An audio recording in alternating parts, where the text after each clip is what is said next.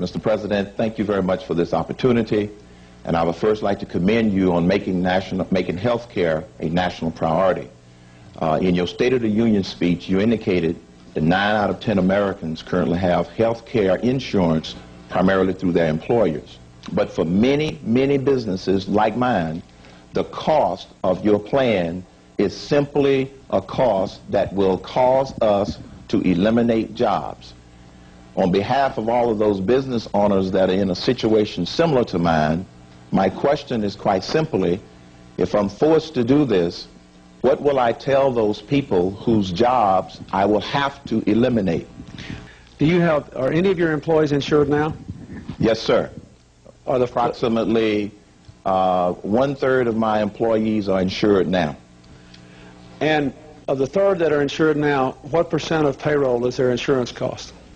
My insurance costs at the present time run approximately 2.5% of payroll. And let me ask you this. On average, food service businesses, payroll is about 1/3 of the total cost of doing business. Is that about what it is? That's an adequate estimation. Yes, sir. Okay, so suppose, since you have part-time workers and some wouldn't have to cover it, so you wouldn't go from 2.5% of payroll to 7.9%. You might go to something like 6.5%. That's a good even number. You had 4% of payroll, and that's 1/3 of your total cost. So you would add about 1.5% to the total cost of doing business. Would that really cause you to lay a lot of people off if all your competitors had to do it too? And why wouldn't you all be able to raise the price of pizza 2%? I'm a satisfied customer. I'd keep buying from you. Okay, first of all, Mr. President, with all due respect, your calculation on what the impact would do, quite honestly, is incorrect.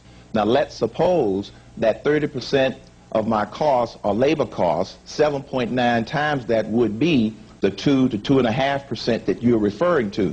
The problem with that calculation, sir, is the fact that most of those 30% of the people currently have zero. It actually works out to be approximately 16%.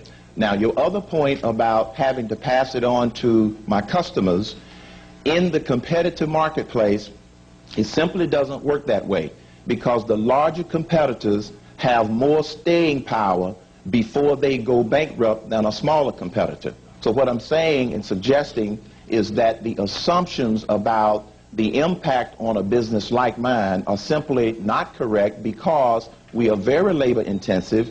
We have a large number of part-time and short-term employees that we do not cover for one simple reason: we can't afford it. Let me ask you a favor. Would you send to me personally your calculations?